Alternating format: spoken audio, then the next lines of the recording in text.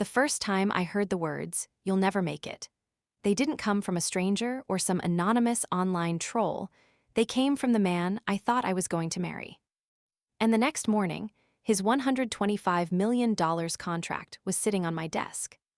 I wish I could say I felt triumphant in that moment, that I laughed, that I danced, that I called every single person who had ever doubted me and shouted "I told you so" into the phone. But the truth is, I just stared at the envelope with trembling hands and a knot in my stomach. Because if there's one thing life has taught me, it's that victory doesn't always feel like you think it will.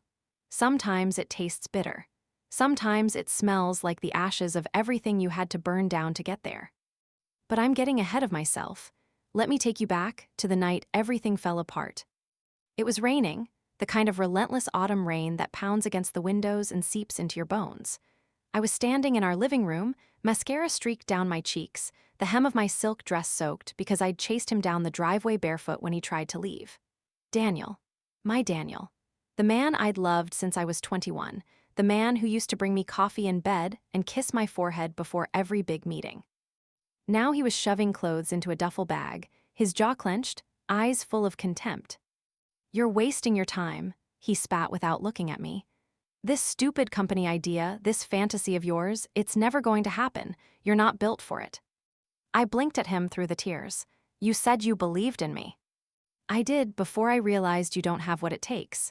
You're weak, Mia. You're emotional. You get too attached to people. That's not how winners operate."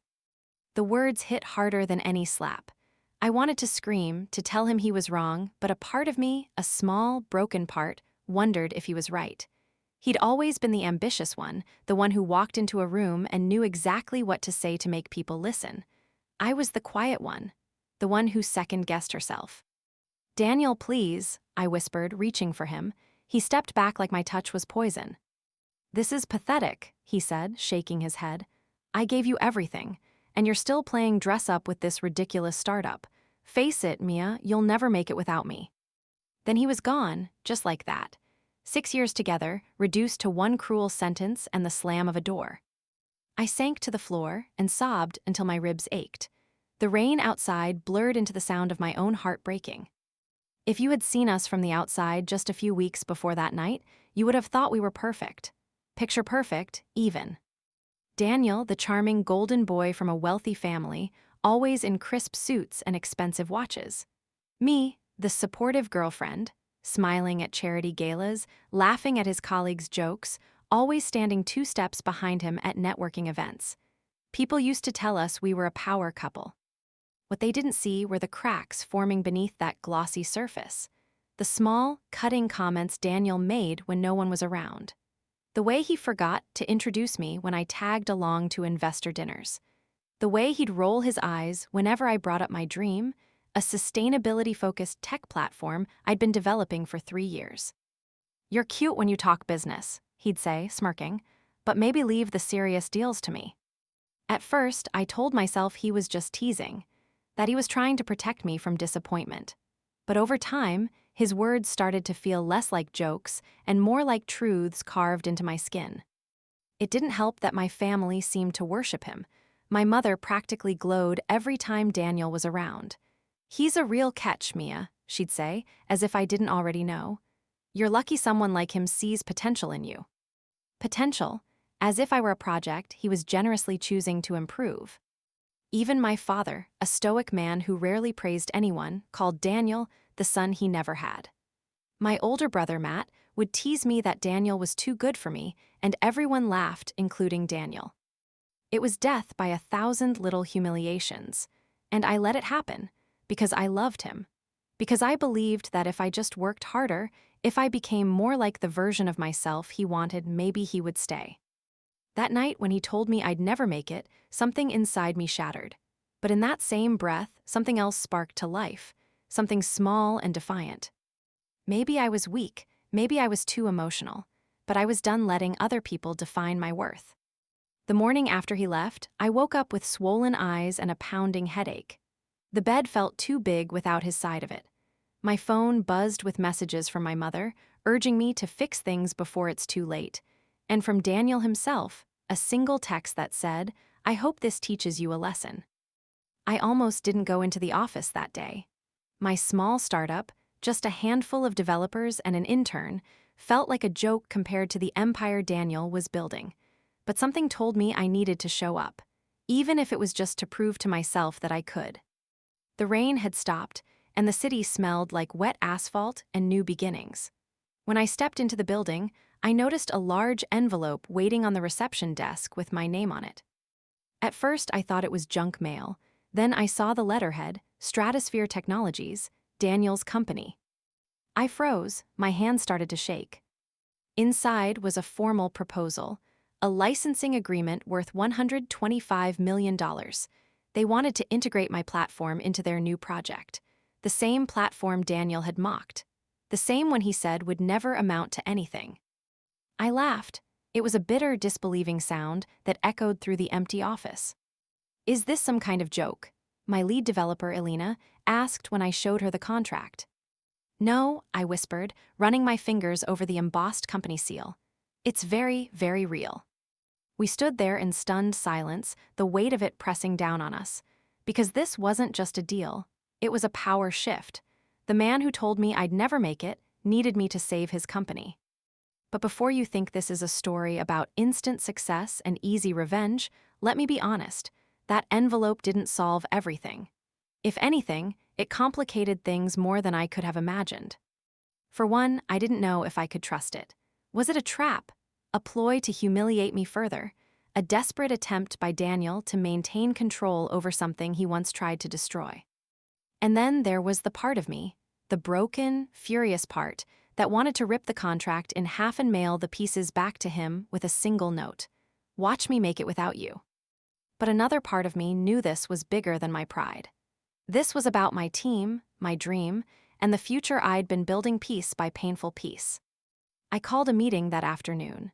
The conference room smelled like stale coffee and fresh paint, and the tension was so thick you could feel it hum in the air. "We have an offer," I told them, "from Stratosphere." Eyes widened, Elena's jaw dropped, my intern actually gasped. "The Stratosphere," she whispered, "as in Daniel's company." "The same," I said. "They want to license our platform for $125 million. Silence, then a slow grin spread across Elena's face. "Well," she said, "looks like somebody made it." I smiled too, but it didn't reach my eyes. Because even as we celebrated, I couldn't shake the memory of Daniel's voice, cold, dismissive, final. "You're not built for it. You'll never make it without me." I wanted to believe that envelope was proof he was wrong. But deep down, I knew this was just the beginning. Because now that the power had shifted, I had to decide what to do with it. Was I going to sign the deal and take the money, even if it meant helping the man who tried to break me? Or was I going to walk away and prove that I could build something even bigger on my own? That question haunted me long after the office lights went out that night. I stared at the city skyline from my apartment window, watching the rain start to fall again, and felt the weight of every choice that had led me here. Somewhere across the city, I knew Daniel was panicking. He needed me now, and that realization was its own kind of justice. But I wasn't ready to forgive, not yet. And deep down, I knew this wasn't the end of our story, not even close, because the contract was just the beginning. What came next would change everything. I used to believe that love could fix anything. That if you gave enough, compromised enough, and held on tight enough, you could mold a flawed relationship into something beautiful. I believed that about Daniel, and, in a way, I believed it about my family too. I was wrong about both. Before everything fell apart, before the rain-soaked night and the contract on my desk, there were signs. Little ones, at first. The kind you brush off because you're too in love or too scared to face what they really mean. Daniel and I met during my final year of college. I was presenting my senior project, a prototype for an eco-focused data platform, and he was there as a guest speaker, representing his father's tech conglomerate. He approached me afterward, charming and confident, and told me he saw potential in my idea. I was flattered. When he asked me out, I said yes before I even thought about it. It started like a fairy tale. Flowers on my doorstep, long walks across campus, candlelit dinners where he'd listen to me ramble about algorithms and user interfaces, his eyes locked on mine like I was the only person in the world. He told me I was brilliant, special, different from the other women he'd dated. I clung to every word. But slowly, almost imperceptibly, the tone changed. When I landed my first small investor meeting, Daniel told me not to get too excited. "Baby, you don't want to look desperate," he said, swirling the wine in his glass. "Let them come to you." When I stayed up late coding, he complained that I wasn't spending enough time with him. "I just miss you," he'd say, wrapping his arms around me and pulling me away from my laptop. "We can work on your little project tomorrow." When I mentioned wanting to hire a co-founder to help scale the idea, he laughed. "Why bring someone else in? I know business better than anyone. Let me help." At first, I thought he was trying to protect me from failure, from exploitation, from myself. It wasn't until much later that I realized what he was really doing, shrinking my world until the only thing I could see was him. My parents didn't help. My mother was infatuated with Daniel from the start. He had the kind of effortless charm she adored, polite, well-dressed, always arriving with a bottle of expensive wine or a bouquet of lilies. "He's a gentleman," she'd say approvingly, "not like those other boys you used to date." My father was more pragmatic. "He's ambitious," he said after meeting Daniel for the first time. "That's the kind of man who can give you stability, security." It didn't matter that Daniel's ambition often came at my expense. It didn't matter that he'd make subtle jokes about my intelligence in front of their friends, or that he'd correct me mid-conversation when I spoke about my business. They saw what they wanted to see: a successful, driven man who loved their daughter. And if I sometimes seemed a little smaller, a little quieter around him, well, maybe that was just what love looked like. My older brother, Matt, was the worst. He and Daniel got along instantly, bonding over whiskey and sports and their shared belief that I was too idealistic for the cutthroat business world. "She's a dreamer," Matt told Daniel once while I was in the kitchen getting drinks. "Always has been. You're good for her. Keep her grounded." I remember standing there, clutching the tray of glasses, my cheeks burning. Keep her grounded, like I was a balloon that needed to be tethered, or else I'd drift away and disappear. It was around that time that Daniel started getting more involved in my work, uninvited, of course. He'd suggest changes to my pitch deck. He'd take over calls with potential partners. He even started introducing my project as our project at networking events, and by then, I was too exhausted to correct him. "You're lucky he's helping you," my mother said when I complained once. "Men like Daniel don't come around often." But there was one night, one I can never forget, when the mask slipped completely. We were at a dinner party with some of his father's business associates. It was one of those polished, intimidating affairs where everyone wore designer suits and spoke in acronyms I barely understood. I'd been seated next to a venture capitalist who asked about my platform. Excited, I launched into an explanation, only to have Daniel interrupt me halfway through. "Don't worry," he said, laughing lightly as he placed a hand on my arm. "She's still figuring things out. It's more of a passion project than a real business at this point." The table chuckled politely. I laughed too, even though my stomach twisted into knots. Later that night, I confronted him in the car. "Why would you say that?" I demanded. "You made me sound like a joke." "Because you were rambling," he snapped. "You don't know how to talk to people like that, Mia. I was saving you from embarrassing yourself." I wasn't embarrassed. Well, I was. Silence settled between us. That was the first time I wondered if maybe, just maybe, he wasn't trying to protect me at all. Maybe he was trying to keep me from outshining him. But the thought scared me, so I buried it. Like I buried every other red flag. Because the alternative, the idea that the person I loved might not want the best for me, was too painful to accept. The real breaking point, though, came with the message. It was a lazy Sunday morning, about 2 months before he walked out. Daniel was in the shower, and I was scrolling through his iPad looking for a recipe he'd saved. That's when I saw the notification. A text from someone named A. At first, I assumed it was a coworker, but then I read the preview. "Can't wait to see you again. Last night was perfect red." My blood ran cold. I shouldn't have looked, I know that, but I did. I opened the messages and read them all, weeks' worth of flirtation, confessions, plans. He'd been seeing her for months. He told her things he'd never told me. He called her baby. He told her she understood him in ways I never could. And then, the worst one. Don't worry, I'm ending things soon. She's too focused on that silly startup anyway. My hands were shaking so hard, I dropped the iPad. When he came out of the shower, towel around his waist and that smug little smile on his face, I didn't scream. I didn't cry. I just handed him the device. "What's this?" I asked, my voice eerily calm. His eyes flicked across the screen. For a moment, I saw something like panic flash across his face. Then it was gone, replaced by that same icy detachment he always wore when he wanted to hurt me. "You shouldn't be snooping through my stuff," he said. "You're cheating on me." "It's not what you think." "Oh, really? Because it looks like you're in love with someone else." He sighed like I was being dramatic. "Look, Mia, this isn't working anymore. You're obsessed with that company, and I need someone who actually has time for me. So you just move on without telling me." It's not moving on if the relationship was already over. Something snapped inside me then.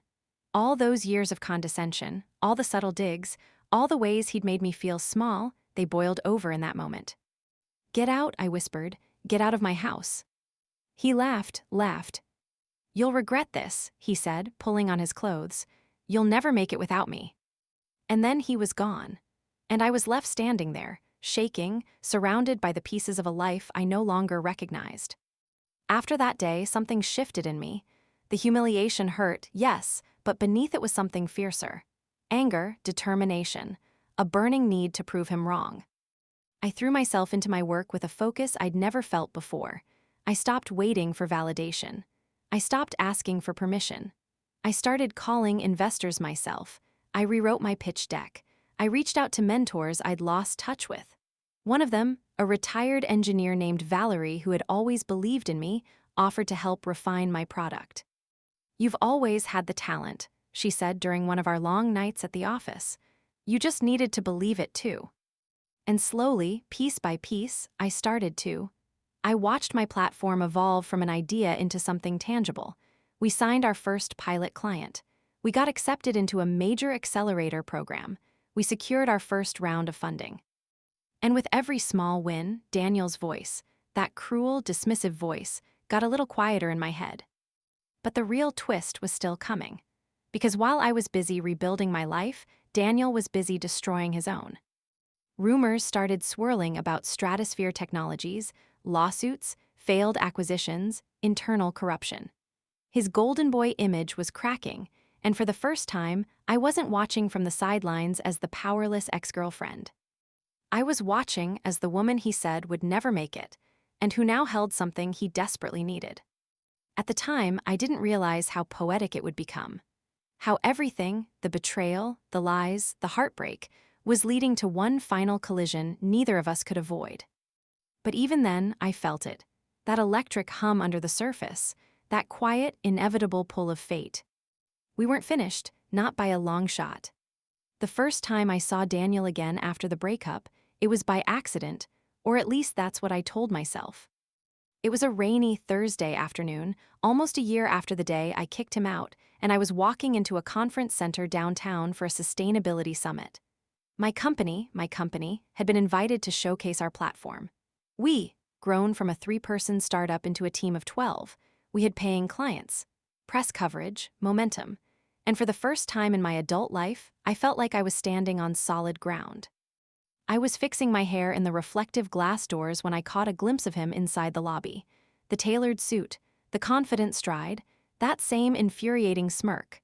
My heart stuttered. "Daniel." For a second, I considered turning around and leaving. But then I heard his words in my head, "You'll never make it without me," and something inside me hardened. I adjusted my blazer, lifted my chin, and walked straight in. Our eyes met across the crowded room. His smile faltered. For a brief, delicious moment, I saw uncertainty flicker there, like he was seeing me clearly for the first time. "Mia," he said when we finally crossed paths. "Wow, look at you." "Hi, Daniel." My voice was calm, cool. "Didn't expect to see you here." "I was invited to speak on the keynote panel," he said, brushing imaginary lint off his sleeve. "Stratosphere, been doing some exciting things lately." I gave him a polite smile. "Good for you." He hesitated, eyes darting to my badge. Founder and CEO, huh? His tone was casual, but the tension beneath it was unmistakable. Impressive. It's been a busy year, I said. We're launching our next-gen platform next quarter. A few big companies are already lined up. He nodded slowly. I heard. Then, leaning a little closer, I always knew you had it in you. The audacity made me laugh, an actual laugh, sharp and incredulous. No, you didn't. His smile wavered. Mia. Don't, I said quietly. Don't rewrite history. You told me I was nothing without you. Remember. The flash of guilt on his face was fleeting. He recovered quickly, slipping back into that smooth, practiced charm. We both said things we didn't mean. I took a step back. I meant every word. I left him standing there, and I swear I felt lighter with every step I took toward the main hall. For the rest of the event, I avoided him. But I knew, from the way he kept glancing in my direction, that he wasn't done. And neither was fate. 2 weeks later, I got a call that would change everything. I was sitting in our office, a converted loft downtown with exposed brick walls and the constant hum of coffee machines, when Elena knocked on my door. There's someone here to see you, she said. Says it's urgent. I looked up from my laptop. A client. She hesitated. It's Stratosphere, one of their VPs. My stomach flipped. Show them in. A man in his 40s walked in, impeccably dressed, polite but visibly nervous. He introduced himself as Andrew, head of strategic partnerships, and then, without much preamble, he laid it all out. Stratosphere is developing a new infrastructure for renewable energy data, he said, but we've hit some technical roadblocks. Your platform solves exactly the problems we're facing. I leaned back in my chair, studying him. So you're here to discuss a partnership. More than that, he said, we'd like to license your technology. I felt the air shift. There it was, the moment I hadn't dared to imagine. The company that dismissed me, mocked me, stole from me, now needed me to survive. And Daniel, I asked, keeping my voice steady, he's aware of this. Andrew cleared his throat. This initiative is very important to Stratosphere. Daniel is supportive of any solution that works.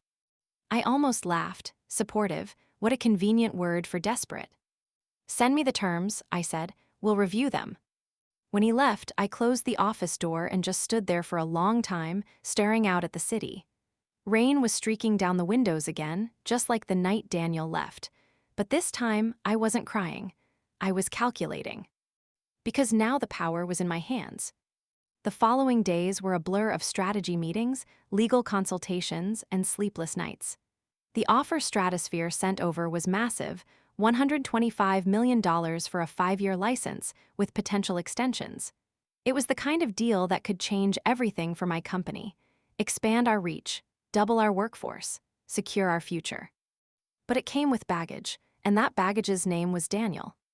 You don't have to do this, Elena said during one late-night meeting. We're doing fine on our own, better than fine. Why give them the satisfaction? It's not about them, I said. It's about us, about our future. She frowned, but do you trust them?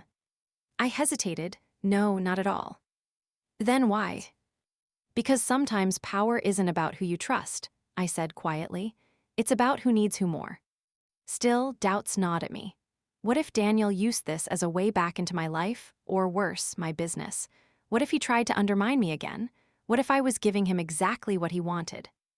One night, unable to sleep, I found myself scrolling through old messages. Photos, memories. There was one picture that stopped me, a photo from our 2nd anniversary. I was wearing a green dress. He was holding my waist, smiling for the camera. And I remember thinking, when that picture was taken, that I was the luckiest woman in the world. I stared at that photo for a long time, then I deleted it. I wasn't that woman anymore. The official meeting was scheduled for a Tuesday morning. We rented out a glass-walled conference room downtown, neutral ground. My team arrived early, crisp suits and sharpened pencils. My lawyer, an intimidating woman named Karen, went over every clause twice. And then we waited. At exactly 9:00 a.m., the elevator doors opened. Daniel walked in. For a second, time folded in on itself. Memories flooded in, the rain, the heartbreak, the words he threw at me like daggers. But when he looked at me now, I didn't feel small. I didn't feel weak. I felt powerful. "Mia," he said, his voice smooth but strained, "it's good to see you." "Daniel," I replied coolly, "let's get started." We sat across from each other, flanked by lawyers and executives. The negotiation began, numbers were exchanged, terms debated. Every once in a while, I'd catch him staring at me, not with arrogance this time, but something else, something closer to regret. At one point, during a coffee break, he approached me by the window. "You've done well," he said quietly, "better than I expected." "I know." He shifted uncomfortably. "Look, about everything that happened." "Stop," I interrupted.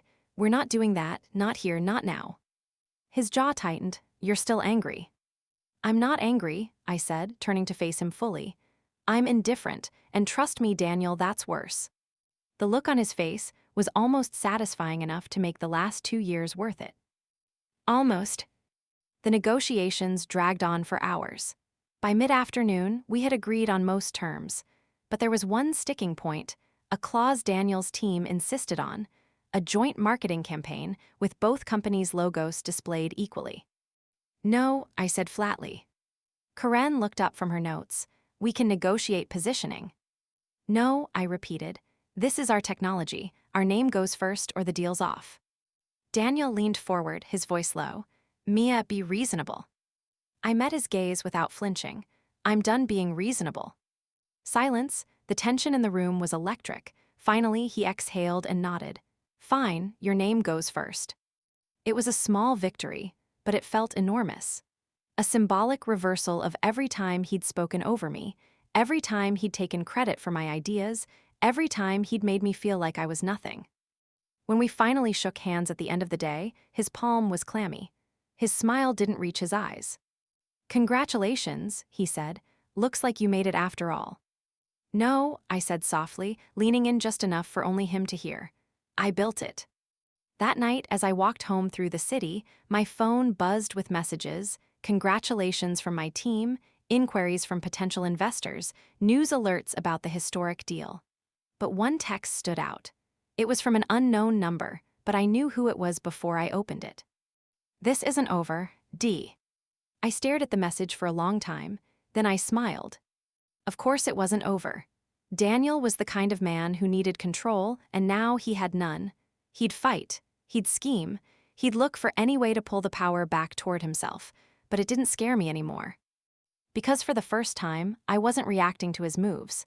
I was dictating the game.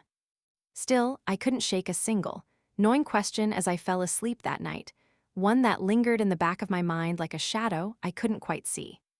If I was strong enough to take back everything he'd stolen, was I strong enough to walk away from it all, too?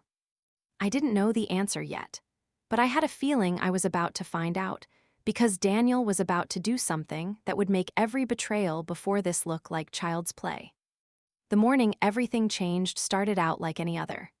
A chill in the October air, the smell of burnt coffee drifting from the office kitchenette, my inbox overflowing with updates from our legal team. But beneath the usual chaos, there was an electricity I couldn't quite name, a sense that something was about to break. And it did. It started with a call from Andrew, the VP who had first approached us about the deal.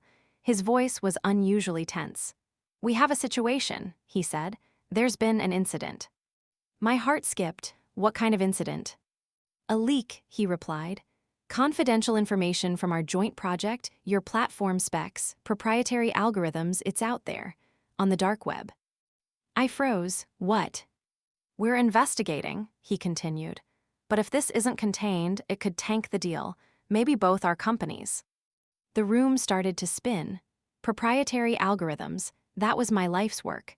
My blood, sweat, and sleepless nights exposed. And whoever did it had timed it perfectly, 1 week before the contract was set to finalize. "Are you saying this was us?" I asked, my voice shaking. "No," he said quickly. "We're not accusing anyone, but Daniel wants a meeting. Today." Of course he did. Because chaos was his element, and if there was one thing I knew about Daniel, it was that he thrived when other people were panicking. The meeting was scheduled for noon. He was already there when I arrived, leaning casually against the conference table like he owned the place. I hated how calm he looked, how in control. Mia, he said smoothly, tough day, huh? I ignored the pleasantry. What the hell happened? He sighed dramatically. Looks like someone on your team wasn't careful. These things happen. I stared at him, trying to read his expression. Are you accusing us of leaking our own code? Not at all, he said, flashing that smug smile I used to find charming. I'm just saying, if this isn't resolved, the deal is dead, and both of us lose. It was too convenient, too perfectly timed, and the way he kept saying both of us made my skin crawl. Daniel, I said slowly, if you had anything to do with this. He held up his hands. Relax, we're on the same side now, remember. I wanted to believe him, but deep down I knew. This had his fingerprints all over it. This was his game, destabilize, confuse, make me desperate enough to compromise. And then he dropped the real bomb. There's another solution, he said, leaning in, one that protects us both. I'm listening. Merge, he said simply, our companies, our platforms together. I blinked, you're out of your mind. Think about it, a joint venture, equal partners, we become unstoppable. The leak becomes irrelevant because no one can touch what we build. And you get control over what you lost, I snapped. He didn't deny it. You get resources and global reach. I get your technology, everybody wins. No, I said standing, not happening. His smile vanished. Mia, don't be naive. Without us you're exposed, vulnerable, this leak is just the beginning. And whose fault is that? I shot back, because it sure as hell isn't mine. I walked out before he could say another word, but the damage was already done. His words followed me down the hallway, echoing in my head. Vulnerable, exposed, just the beginning. By the next morning, it was worse. The leak had spread. Several of our competitors were already announcing similar products. Investors were calling, demanding answers. My team was panicking. We traced the source, Elena said during an emergency meeting. It came from an IP address linked to Stratosphere. Silence. I felt the blood drain from my face. Are you sure? 100%. My stomach twisted. Of course it was them. Of course it was him. He'd orchestrated the whole thing, sabotage, manipulation, and now an offer to save us that was nothing more than a power grab. And the worst part, it was working. If the deal collapsed, our valuation would tank. Clients would lose confidence. The company I'd built from nothing could fall apart in a matter of weeks, and Daniel knew it. That night, I stayed in the office long after everyone had gone home. I sat by the window, staring out at the rain-streaked city lights, and wondered if this was the price of revenge. I'd wanted power. I'd wanted to show him I could win, but had I just walked into a trap I couldn't escape? I was still lost in thought when my phone buzzed. A text, unknown number. Meet me at St. Mark's Hospital. It's about Daniel. The hospital was a blur of white walls and antiseptic smell. My pulse pounded in my ears as I followed the directions in the text, 4th floor intensive care wing. And then I saw him. Daniel, pale, motionless, tubes running into his arms, machines beeping softly beside him. What happened? I asked the nurse at the desk. Car accident, she said. Severe internal injuries. He's stable, but it was close. I stood there in stunned silence, my mind struggling to process the sight. Daniel, invincible, untouchable Daniel, lying broken in a hospital bed. It didn't seem real. A woman appeared beside me, blonde, expensively dressed, familiar. It took me a second to place her, the woman from the text messages, the one he'd cheated with. You must be Mia, she said softly. He asked for you. I blinked, me. She nodded. You're the only person he's spoken about since the accident. I wanted to walk away. I should have walked away, but something pulled me forward. Maybe it was closure. Maybe it was curiosity. Maybe, deep down, it was the part of me that still needed answers. I stepped into the room. His eyes fluttered open, and for the first time since I'd known him, Daniel looked small. Mia, he rasped. I swallowed hard. I shouldn't be here. Probably not, he said, managing a weak smile, but I'm glad you are. We sat in silence for a long moment. Machines hummed. Rain tapped against the window. I didn't leak it, he said finally, not directly. I frowned. What does that mean? There's someone on my board, he whispered. They've been trying to push me out. They found out about the deal. They leaked it to tank the stock and force a merger on their terms. I stared at him, trying to decide if I believed him. He could have been lying. It would have been just like him. But the exhaustion in his voice, it sounded real. They're planning something bigger, he continued. Something that'll destroy us both. Why are you telling me this? Because, he said, his eyes searching mine, I never stopped believing in you. And because I'm sorry. I should have felt satisfaction hearing that. Vindication. Instead, all I felt was a strange, aching emptiness. Get better, I said quietly, then we'll talk. I walked out before he could say another word. The next few days were chaos. Investigators uncovered evidence of insider trading. A shadowy board member named Vincent Lee was behind the leak, and worse, he was planning a hostile takeover of Stratosphere.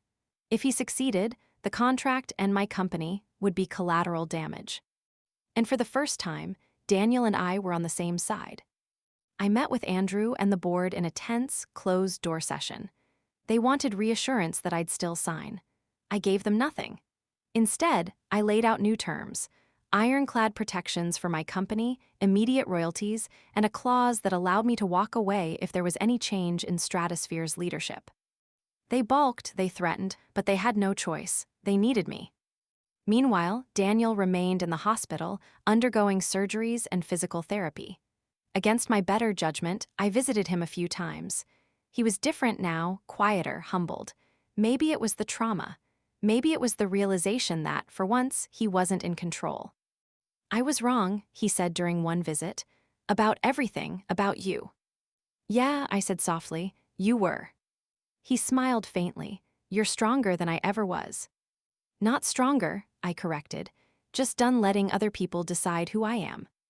It was the closest thing to peace we'd ever had. But peace was temporary, it always was. A week later, just as the deal was set to close, I received a plain manila envelope at my office. No return address. Inside was a stack of documents, bank records, emails, internal memos. All of them proving that Daniel had known about the sabotage months before it happened, that he had let it happen. The last page was a handwritten note, "You deserve the truth." I felt sick, because this wasn't over. Because even after everything, the crash, the confession, the apologies, there were still lies buried under layers of manipulation. And now, with the contract deadline looming, I was faced with an impossible choice. Sign the deal and secure my company's future, or expose the truth and risk losing everything. As I stared at the documents, one thought kept circling in my mind like a storm cloud I couldn't escape. Had I just become the villain in my own story, or was I finally about to write my own ending? The morning after the envelope arrived, I sat alone in my office long before sunrise, the city still wrapped in darkness outside the window. The papers were spread out on the table in front of me like a crime scene, bank transfers to shell companies, emails with carefully coded language, internal memos that hinted at sabotage.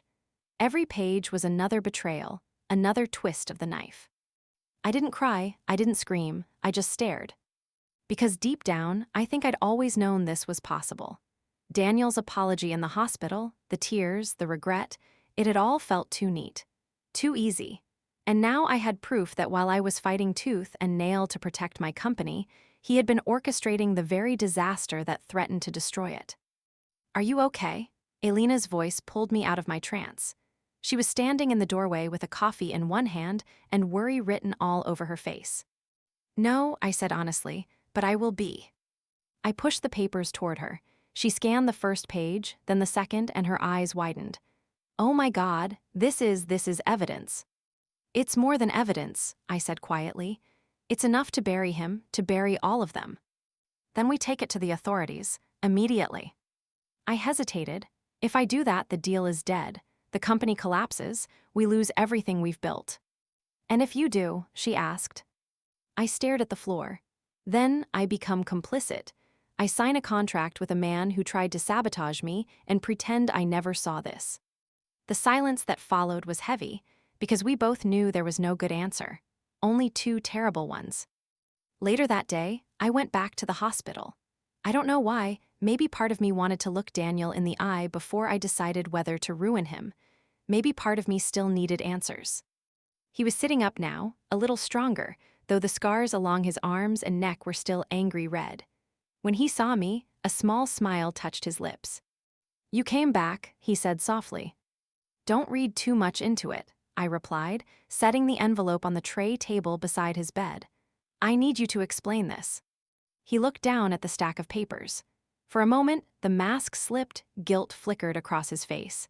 Then, as if deciding there was no point in lying, he sighed and leaned back against the pillows. "I didn't leak it," he said, "but I didn't stop it either." "Why?" My voice shook despite my best efforts. "Why would you do that?" "Because I knew you, never signed the deal otherwise." I stared at him, stunned. "So you sabotaged my company to force my hand?" "I protected it," he said quickly. "I knew you'd come out of it stronger, and I knew the only way to get you to the table was to make you realize you needed us." "Needed you," I corrected, my voice ice. His jaw tightened. "I was wrong, I know that now, but at the time." "At the time, you were playing God." He said nothing. The machines beeped steadily beside us. Outside, rain pattered softly against the window, always rain, like the universe was mocking me. "I should take this to the SEC," I whispered. "I should destroy you." "You could," he said, meeting my eyes. "And you'd be justified, but think about what happens after. Investors pull out. Clients lose faith. Everything you've built disappears overnight. And then what? You win, but there's nothing left to celebrate." I hated that he was right. I hated that he knew me well enough to weaponize my principles against me. "Don't do this, Mia," he said gently. "We can fix this, together." I stood there for a long moment, then turned and walked out without a word. That night, sleep refused to come. I kept seeing his face, calm, certain, still so sure that he could control the outcome. And I kept seeing the papers, proof of how far he was willing to go to bend the world to his will. By morning, I knew I couldn't make this decision alone. I drove to my parents' house, a place I hadn't visited in months. My mother was surprised to see me at the door, still in yesterday's clothes, dark circles under my eyes. "Sweetheart," she said, ushering me inside, "what's going on?" I told them everything, about the leak, the evidence, the deal, Daniel's confession. My father listened silently, his hands steepled beneath his chin. My mother looked more and more uneasy with every detail. "You can't go to the authorities," she said finally. "It's too risky." I laughed, a short, bitter sound. "Of course that's what you'd say." "Mia, think logically. This is your future we're talking about." "No," I said, my voice shaking. "This is my integrity." "You're being dramatic," she snapped. "Daniel made mistakes, but he's trying to make things right. People deserve second chances." I turned to my father. "What do you think?" He was quiet for a long time. Then he said, "I think you need to decide what kind of person you want to be. The kind who wins at any cost, or the kind who can live with herself." It wasn't an answer, but it was enough. The next day, I did something I hadn't done in years. I visited Valerie, the retired engineer who'd been my mentor from the start. We sat in her garden with cups of tea, the autumn wind rustling the trees around us. "You remind me of myself at your age," she said after I told her everything. "Angry, idealistic, tired of being underestimated." "What would you do?" I asked. She smiled faintly. "I'd burn it all down." I blinked. "What?" "People like Daniel think they're untouchable because they've never had to face consequences. Maybe it's time someone reminded him he's not." "But the company—" "You'll rebuild," she interrupted. "You did it once. You can do it again. And next time, you'll do it without any of them holding you back." Her words settled into me like a seed taking root. And for the first time in days, I felt clarity. The signing ceremony was scheduled for Friday. Cameras, press, a glossy press release about a historic partnership. Everyone expected me to sign, including Daniel. When I walked into the room, every eye turned to me. He was there too, pale but standing, leaning on a cane.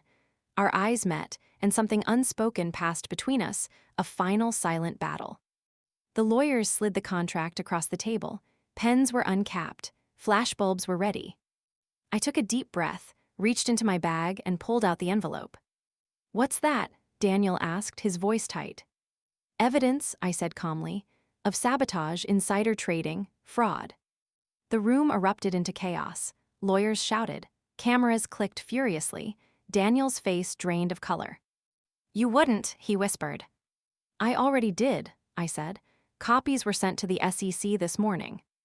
"You'll destroy us both," he hissed. "No," I said, standing. "You destroyed yourself. I'm just refusing to clean up the mess this time." And with that, I walked out. The fallout was immediate.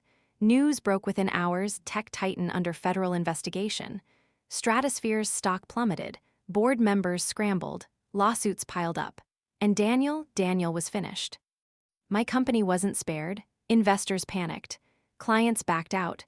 We lost deals, funding, partnerships. It was brutal, but it was also honest. And for the first time in years, I felt clean. 2 weeks later, I got a call from the hospital. Daniel had been readmitted, complications from his injuries.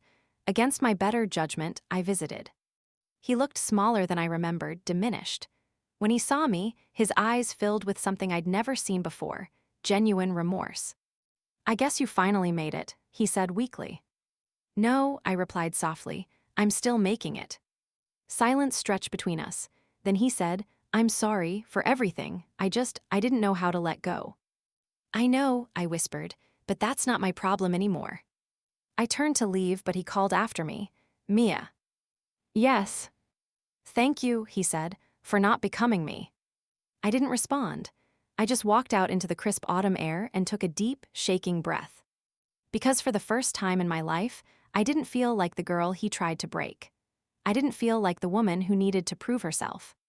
I felt like me. And even though the road ahead was uncertain, even though everything I'd built was hanging by a thread, I knew one thing for sure: I would rebuild. And this time, no one would ever hold the pen but me. The weeks that followed the explosion were a blur, a chaotic, exhausting blur of news headlines, legal paperwork, sleepless nights, and endless questions I didn't have answers to. Whistleblower CEO exposes tech giant sabotage. Stratosphere implodes after insider trading allegations. Mia Grant, the woman who brought a billion-dollar empire to its knees. Every day, a new headline. Every day, a new interview request. Every day, another reminder that my decision to blow the whistle had detonated more than just Daniel's company. It had changed the entire landscape of our industry. But the attention didn't feel like victory. It felt like pressure. Our office was half empty. Several key clients had walked away. Some employees had quit, fearing the fallout would ruin their careers. Even Elena, my rock, my partner in all of this, was stretched thin, trying to hold the remaining pieces together. "Funding down another 20%, she told me one morning, sliding a stack of financial reports across my desk. "If we don't secure another round soon, we're going to have to cut salaries, maybe even staff." I stared at the numbers until they blurred. "How bad?" "Bad," she said simply. "We've got maybe 6 months of runway left." 6 months. After everything I'd fought for, everything I'd sacrificed, that's all the time I had to keep my dream alive. I nodded, trying to steady my voice. "Then we make those 6 months count." Elena gave me a small, tired smile. "I knew you'd say that." But later, when she'd left my office and I was alone again, the weight of it crushed me.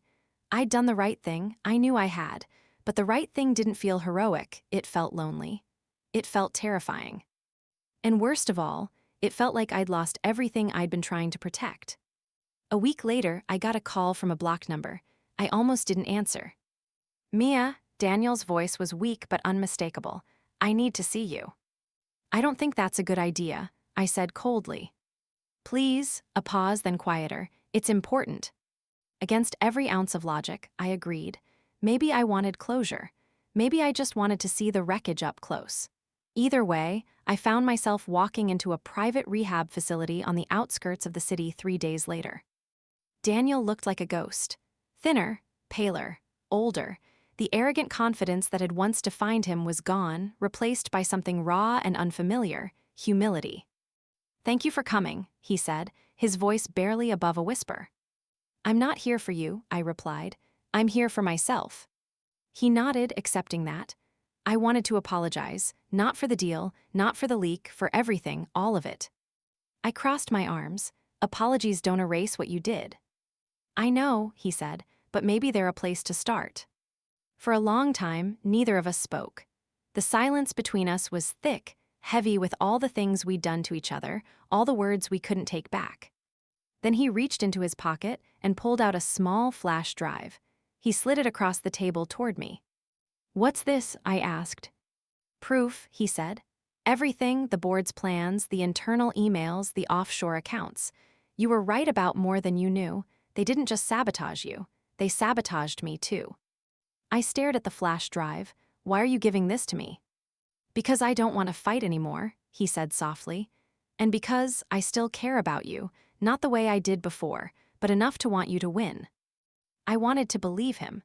I wanted to believe that the man sitting in front of me was finally telling the truth. But trust was a bridge he had burned to ashes long ago. "Use it," he continued. "Or don't, that's up to you, but if you want to finish what you started, this is how." That night, I plugged the flash drive into my laptop, and what I found made my stomach turn. It wasn't just sabotage, it was systemic corruption. Decades of fraud, political kickbacks, illegal deals disguised as charity donations. And woven through it all, evidence that several of Stratosphere's board members had been using my technology to manipulate carbon data, inflating numbers to attract investors while hiding the company's failing infrastructure. It wasn't just Daniel, it was bigger than him, bigger than me. It was an entire machine built on lies. I knew what I had to do, but knowing didn't make it any easier. If I turned this over to the authorities, the company would implode completely. Thousands of people who had nothing to do with the corruption, would lose their jobs. Entire sectors of the renewable tech industry could collapse. But if I didn't, I was no better than the people I despised. The next morning, I called an emergency meeting with my board and legal team. The air in the room was heavy, every pair of eyes fixed on me as I laid out the evidence. "This is bigger than us," I said, my voice steady despite the shaking in my hands. "If we do nothing, we're complicit, and I won't build my company on silence." Elena was the first to speak. "If we do this, it'll be nuclear. There's no coming back from it." "Maybe not," I said, "but maybe that's the point." One by one, they nodded, and just like that, the decision was made. The press conference was held 3 days later. I stood at the podium under a sea of blinding camera flashes, my palms slick with sweat. My heart raced, but my voice was calm. "I started this company because I believed technology could make the world better," I said. "But I've learned that technology means nothing without accountability. That success means nothing if it's built on lies." Then I laid it all bare, the corruption, the fraud, the manipulation. I named names. I handed over files. I didn't spare anyone, not even Daniel. The fallout was immediate and catastrophic. Stratosphere's stock crashed to pennies overnight. Government agencies launched investigations. Executives were arrested. Headlines exploded around the world. And just like that, the empire that once overshadowed me was reduced to rubble. But the story didn't end there. A week later, I was called to testify before a federal committee. Cameras lined the hearing room. Lawmakers grilled me for hours about my involvement, my decisions, my motives. Through it all, I kept my composure. I told the truth, even the parts that made me look weak, naive, human. When it was over, one of the committee members, a woman with kind eyes and a sharp voice, leaned forward and said, "Ms. Grant, you had every opportunity to stay silent. Why didn't you?" I took a deep breath. Because silence is what people like Daniel count on, and because I refuse to build my success on someone else's suffering. The room fell silent, and in that silence I felt something shift, not just in the room, in me. For the first time, I wasn't acting out of revenge or anger or fear. I was acting out of conviction. In the months that followed, the dust slowly settled. Stratosphere declared bankruptcy. Several board members faced prison time. And Daniel, the man who once thought himself untouchable, agreed to a plea deal that would see him banned from any corporate leadership role for life. My company, though battered, survived. Investors returned, cautiously at first, then with growing confidence. New partners reached out. Former competitors approached us about collaborations. Slowly, piece by piece, we rebuilt. And somewhere in the middle of all that chaos, something unexpected happened. My mother, the woman who had once begged me to forgive Daniel, who had always seen him as the golden boy, called me one evening, her voice trembling. "I was wrong," she said. "I thought protecting him was protecting you, but all I did was make you doubt yourself." I didn't know what to say. For years, I had craved those words. Now, hearing them, I felt something heavy lift from my chest. "Thank you," I whispered. "I'm proud of you, Mia," she said. "I hope you know that." And for the first time in a very long time, I believed her. Months later, I received a letter from Daniel. Just a few handwritten lines. "I know you'll never forgive me. I don't deserve it. But I want you to know that in the end, you were right about everything. You didn't need me. You never did. I hope you never doubt that again." I folded the letter and put it away in a drawer. I didn't need closure anymore. I already had it. Because the truth is, the story was never really about him. It was about me, about reclaiming the power I'd been told I didn't have, about choosing truth over comfort, about building something honest, even if it meant tearing everything else down. And when I looked at what I'd built, scarred, imperfect, but mine, I realized I hadn't just proven Daniel wrong. I'd proven myself right. I didn't just make it, I became unstoppable. The first time I walked back into our office after the storm had passed, it didn't feel like the same place.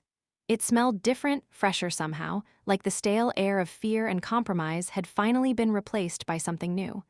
Hope, maybe, or resilience, or simply peace.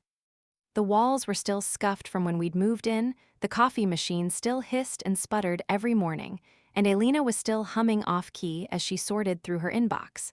But it was ours. Truly ours. Not a shadow of something Daniel tried to control. Not a pawn in someone else's power game. Just a company built by people who refused to bend. It had been 8 months since the hearings ended. 8 months since the industry-shaking exposé that had destroyed Stratosphere and rewritten everything I thought I knew about power. The headlines had moved on, the outrage had cooled, and the world had found a new scandal to feast on. But I was still here, still standing, still building. And strangely, that was enough. We weren't a massive company, not yet, but we were leaner, sharper, and more focused than ever. We had new contracts with organizations that valued integrity as much as innovation. We had partners who trusted us, not because we were the biggest player, but because we were the right one. And we had scars, deep, visible ones, scars in our reputation, scars in our balance sheet, scars in me. But scars, I'd learned, weren't signs of weakness. They were proof you survived.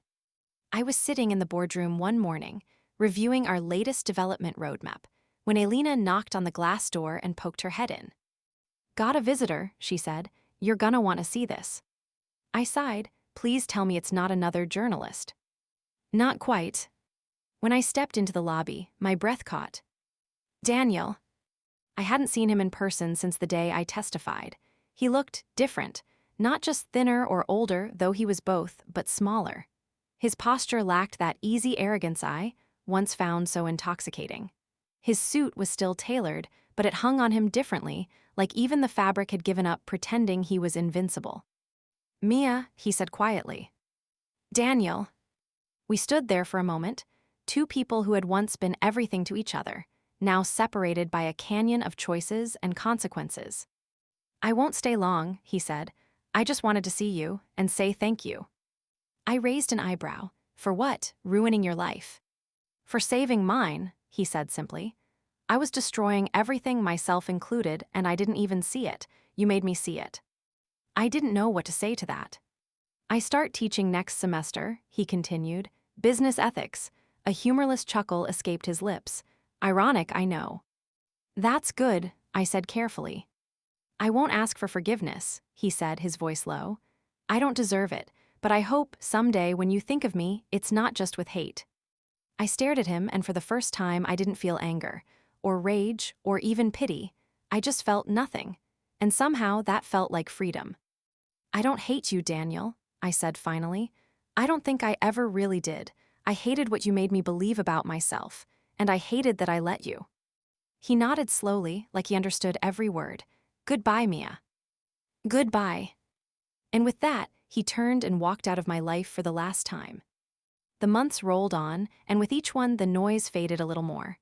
Our name, once dragged through the mud, was becoming synonymous with something powerful: integrity. Investors returned, cautious but curious. Clients referred us.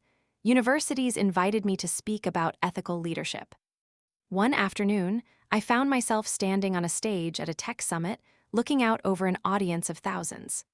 Lights blinded me, cameras clicked, but all I could think about was the 21-year-old version of me, the one who once believed her worth depended on a man's approval. "I want to tell you a story," I began, "about a girl who was told she'd never make it." And I told them everything, not the sanitized version.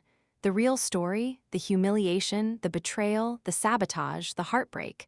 I told them about the nights I wanted to give up, the mornings I didn't think I was strong enough, the mistakes I made along the way. "But here's the thing," I said, my voice steady. "She did make it, not because of the people who doubted her, but in spite of them. And more importantly, she learned that success isn't about proving someone wrong. It's about proving yourself right." When I stepped off that stage, I wasn't just a founder or a CEO, I was a survivor. And for the first time, I felt proud, not of the company, not of the deal, not even of the headlines. Proud of me. Not everything was perfect. My family and I were still working through the damage that years of blind loyalty had caused. My mother and I had long, tearful conversations about the ways she'd enabled Daniel, about the expectations she'd placed on me. My father, always the pragmatist, admitted he'd valued stability over my happiness and that it had blinded him. But slowly, painfully, we were rebuilding. Sunday dinners became a thing again. My brother Matt, who once joked that Daniel was too good for me, apologized over beers one night, his voice breaking halfway through. "You were always the strong one," he said. "I just couldn't see it." Forgiveness didn't come easily, but it came, piece by piece, like everything else. And therapy helped. God, did it help? It helped me untangle years of manipulation, helped me understand why I'd tolerated the things I did, helped me learn to trust myself again. There were days when I still questioned everything, when old insecurities crept in, when the scars felt fresh again.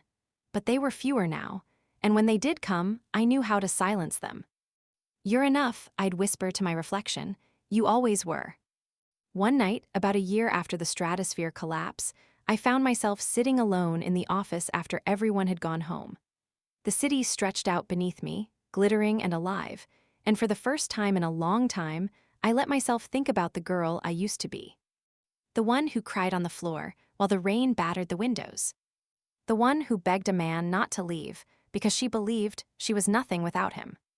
The one who almost gave up everything she dreamed of just to feel loved. I wanted to reach back through time and hold her hand. Tell her she was stronger than she knew. Tell her she was going to build something extraordinary. Tell her that one day, the man who said she'd never make it would be the one begging for forgiveness. And I'd tell her that none of it, would matter as much as learning to love herself. It's funny how life comes full circle. A few months later, a letter arrived at my office. No return address. Inside was a single sheet of paper, a proposal from a major global corporation. They wanted to license our platform. The deal was worth nearly $500 million. As I signed the initial terms and set the pen down, I couldn't help but think back to that first envelope. The one with Stratosphere's $125 million offer. The one that had felt like vindication and poison all at once. Back then, I'd thought success was about revenge, about proving Daniel wrong. Now I knew better. Success was about freedom. And freedom meant building a life so full, so rich, so mine, that I didn't have to look back anymore. Sometimes people ask me if I'd change anything. If I wish Daniel had never come into my life, if I wish I'd taken an easier road. And the truth is, I don't know. Because without the heartbreak, I might never have found my strength. Without the betrayal, I might never have built something worth fighting for. Without the darkness, I might never have learned how much light I was capable of creating. So no, I wouldn't change a thing. I still have scars, deep ones, some from the battles I fought against others and some from the battles I fought against myself. But those scars are part of me now, and they don't make me weak, they make me real. This is the part where stories usually end. The part where the heroine rides off into the sunset, triumphant and whole. But real life isn't like that. Real life is messier. It's quieter. It's 1,000 small victories stitched together by resilience and choice. I don't know what the future holds. Maybe we'll grow into a global company. Maybe we'll fail spectacularly one day. Maybe I'll fall in love again. Maybe I won't. But I do know this: I will never again let someone else define my worth. I will never again shrink to make someone else feel bigger. And I will never again believe that I need anyone's permission to build the life I deserve. Because the truth, the one I wish I known all along, is this: I made it. Not because he was wrong, but because I finally believed I was enough. And maybe that's the lesson I hope you take from my story. Not that revenge is sweet or justice is satisfying, but that strength lives inside you, even when you can't see it. And the moment you decide to stop living for other people's approval, you become unstoppable. So tell me, if someone once told you that you'd never make it, what would you do today to prove them wrong? Because maybe, just maybe, tomorrow, their contract will be the one sitting on your desk.